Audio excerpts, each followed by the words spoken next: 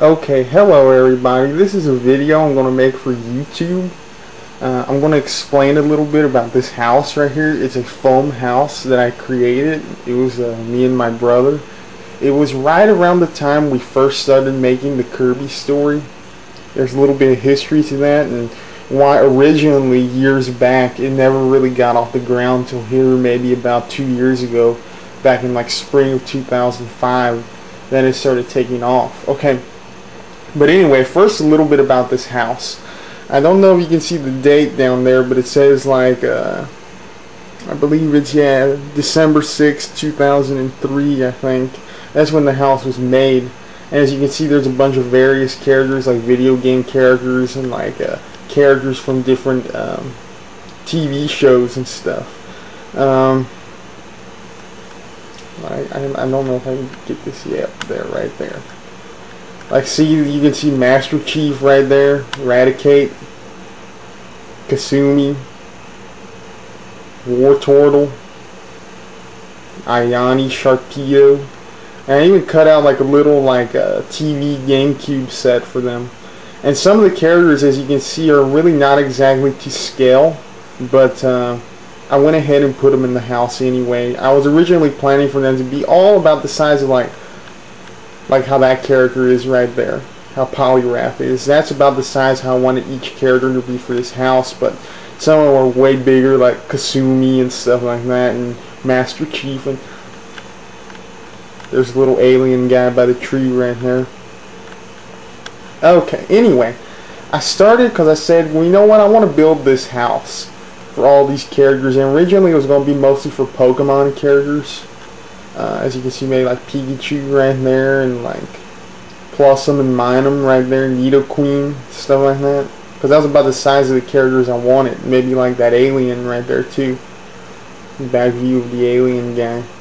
And so I started building it out of just styrofoam. And that's what this house is. It's styrofoam, and I even added like some material curtains, and there's like another window right there that's square, like little piece right there that was painted out. Originally I was actually going to cut the foam out where the windows were to be and like put a clear like plastic there, but I started realizing during the project that it became too complicated, and I was probably going to break the foam halfway through the project, and that I really wasn't even going to be able to do it right. And you're probably wondering who I am right now, who I'm speaking, I mean what I'm speaking about, and like who I am. Well, it's about this foam house, and who I am though is I'm the guy who's like produced like all the various like Kirby story videos and some of the Smash tapes. Well, most of them I think I've at least had something to do with them a little bit, and I use my sister's account on YouTube instead of that, but you can tell most of the time my videos there because I always put GS night in the end of my videos.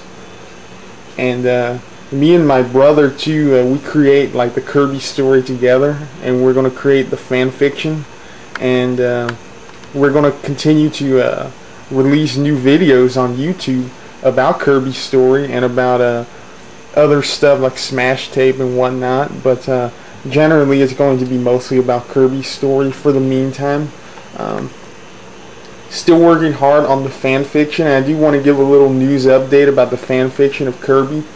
The first Kirby fan fiction is complete, Kirby Night of the Old Code. The only problem is that I did it on regular paper. I wrote it down by hand, the entire thing, so what I'm going to have to do is I'm going to have to go in and retype it in the computer, so that's going to take a little while. The only good thing is that the development phase is done, like to actually get the ideas together. So that's pretty good. It should be out pretty soon. I mean, relatively soon. I think early, sometime next year, I would think. I would hope, barring any complications. But who knows still. But I would assume probably early this coming year it would probably be done. I already got some into the computer, and I intend to put more as the days continue to go by. I intend to put more of the story. Okay. Anyway, and it's in the kitchen where I got this, and there's some garbage right there right now. Okay, but anyway, back to the house. Okay. This house, I remember we made it that year and we painted it and stuff, that me and my brother, and we said, well, let's fill it up with Pokemon. And it started out with these little bitty guys, these little bitty Pokemon guys like that, and then it kind of went on to bigger guys and stuff. That thing, then it went on to like Mega Man and stuff, that like that little Mega Man that's right there, the NT Warriors Mega Man, and like that one, and Yu-Gi-Oh and stuff like that. And then as the years went on, we started collecting more and more characters and stuff, and it started becoming other characters too, and it started becoming like various video game characters from the Kirby story as well. Like I think like Master Chief here and Kasumi and like Pikachu, and of course that green Kirby right there, like Wadley D, Tom Nook, Helena from Dead or Alive. So it looks like one of the guys fell over. It's probably because that bug right there, that police bug, killed them already.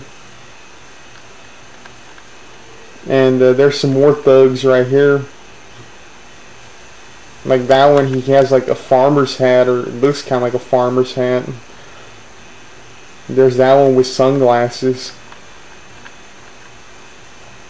There's Team Dark. Like you see these Pokemon here, and these thugs are like going to break into the house. These are like bad guys in the Kirby story. Like it's like Sentret, and I forget what this little guy's name is here. He's like the middle stage of Armardo. And there's of course Absol, and there's Medicham.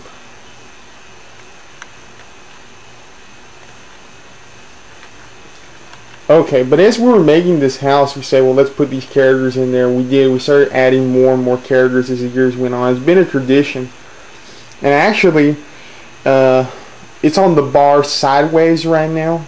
And it'll probably stay that way because of these lights that are on the bar this time around, these gurgly lights that were added to the bar. I remember originally it had been like where it was the other way around, where this side of the house right here that's open was on this side of the bar, so you could see more of the stuff that was inside and on the front. But this year, you know, we don't have that much room towards the front because we just want to make sure that it's clear, this walkway here to lead out to the outside, actually, because I remember sometimes we'd bump into it and stuff, that especially when we were carrying like large loads of like groceries into the house or whatever, or you know, just big loads of stuff. We'd bump into the house and wind up knocking a bunch of characters down and wind up killing them and stuff like that, which is just a joke saying killing them. And I remember when we constructed this house, here's a little bit funny of a tidbit. When we constructed this house, we went to a Walmart store, and there was this guy who was putting some stuff away on a layaway department for us that Christmas season. And there was 2 video games we had bought. One of them was